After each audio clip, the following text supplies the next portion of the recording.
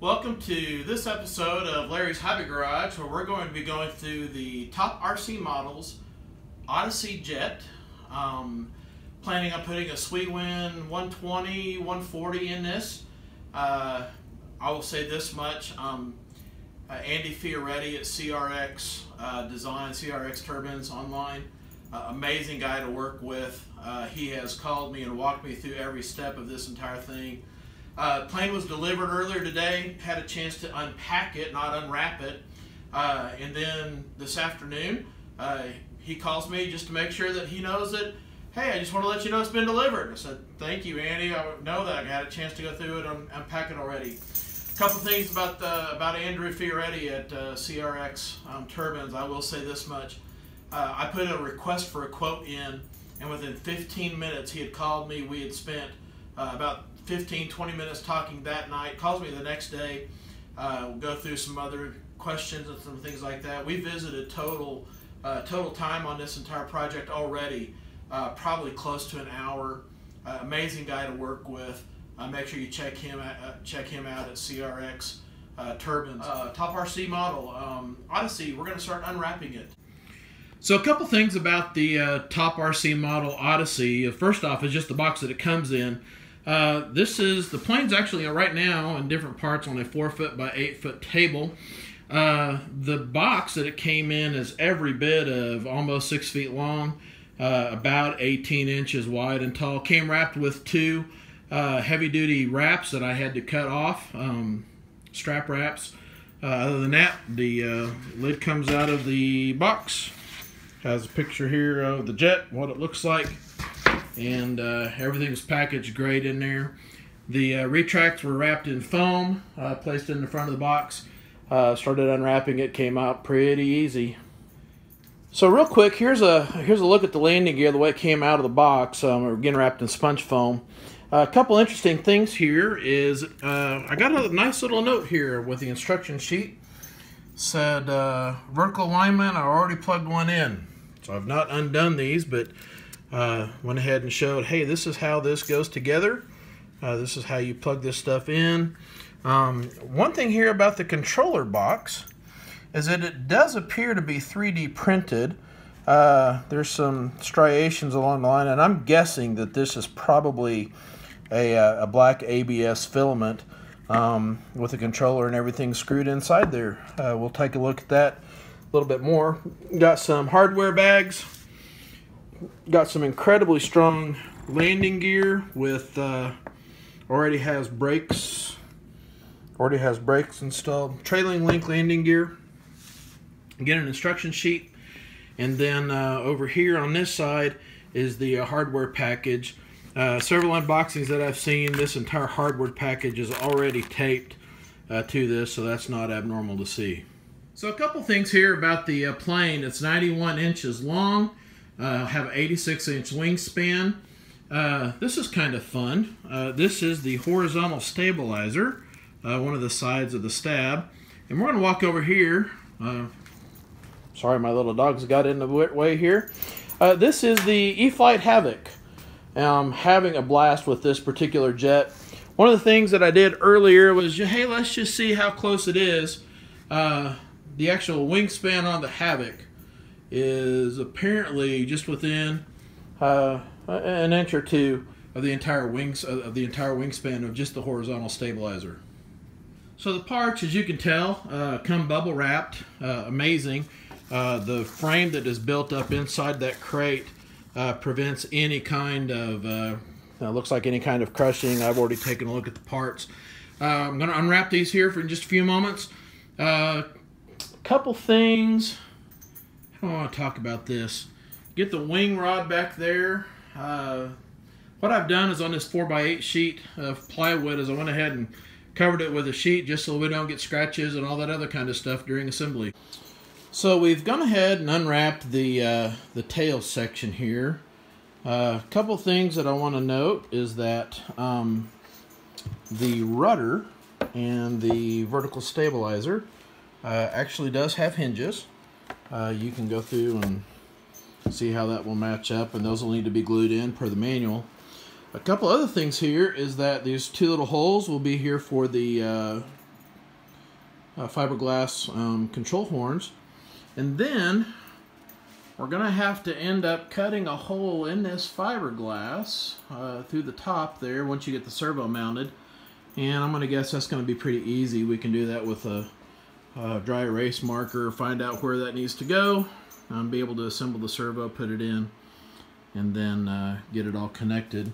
I will say this, I'm getting over here into some better light. It's a nice gray stripe on here. It matches up when it's neutral up at the top. The gold stripe here matches up on one side, not so great on the other, but I think in the air you won't notice it, and we can probably figure out some better way to get that accomplished. But other than that, pretty nice quality, nice gloss coat on the entire thing. One thing I do like about the plane already, and taking a look at the horizontal stabilizers, is it has a live hinging, so that this hinge is actually built into the surface is actually built into the horizontal stab. It does come with, so when that'll seal up really nice. Again, paint lines are made for neutral, has your aligning pins, and again, servo mount. You'll find your location there by holding up underneath the light and being able to cut that out. Be really good when we get to that point. One more thing to note here is that this checkerboard pattern along the top of the leading edge actually will be these bottom stripes, which I really kind of like that design aspect of it. So this is the left wing. One of the things about the packaging is that they do go ahead and put a foam cap to make sure that this pin doesn't damage anything. Moving on to the wings, here is the wheel well. We have some servo doors. The aileron is live hinged from the top, and then the flap is actually live hinged from the bottom.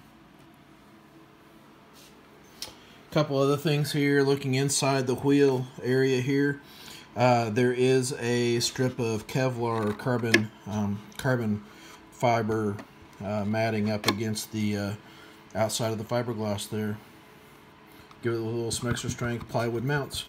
Just for kicks and giggles, have the, and this is not how it'll be finally installed, but just kind of place the strut in the retract and just kind of set it in there just so you can kind of see what kind of sizes we're looking at. Next, we're going to start unwrapping the fuselage here. So here's the front end, or the nose of the jet. A couple things here that discovered. The cockpit, which is just a plastic tub, not too bad. Got one sticker on upside down that says danger. The other side looks like it has it okay.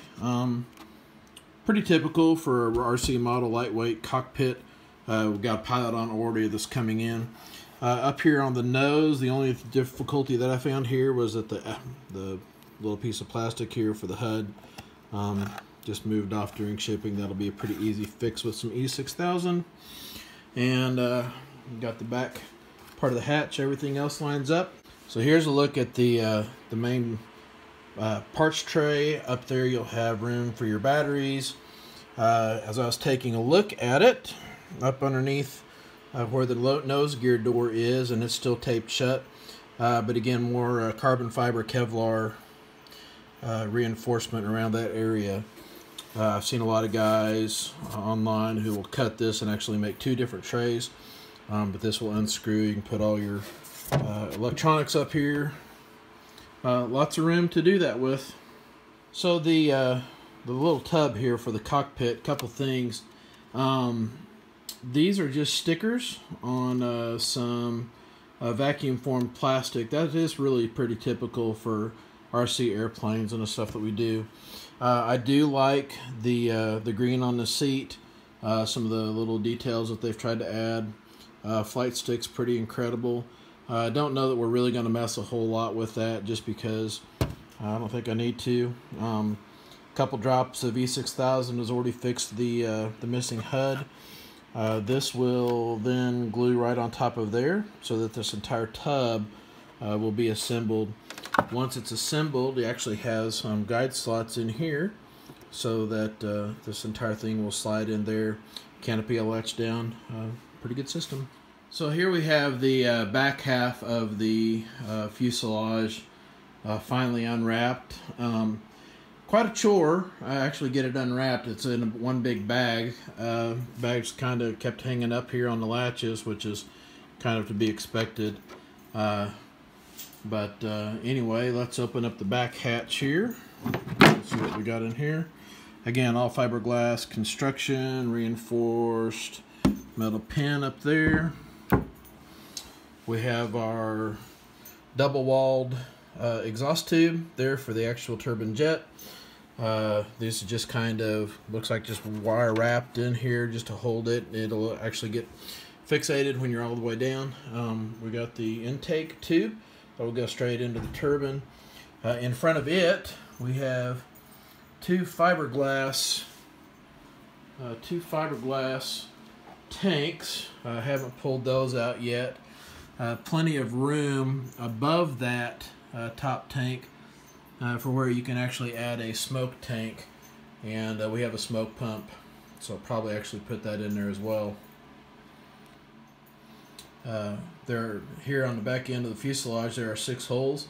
That is where you actually bolt together the front half and the back half of the fuselage. And so here we are with the plane just pieced together here. Nothing's really assembled, just setting the pieces together. And 91 inches long, 86-inch wingspan. Well, here it is, all slid together. It's not fully assembled. Literally 1 hour from when I started unwrapping to this point, just so you can see the level of completion on the top RC model Odyssey Sport Jet. 91 inches long, 86-inch wingspan. Decals are already applied and clear coated over it. Retract system, hardware. We can't wait to get this up and running. So go ahead and please like and subscribe. Larry's Hobby Garage, if you want to follow this project along with us, we're going to have a blast. See you next time.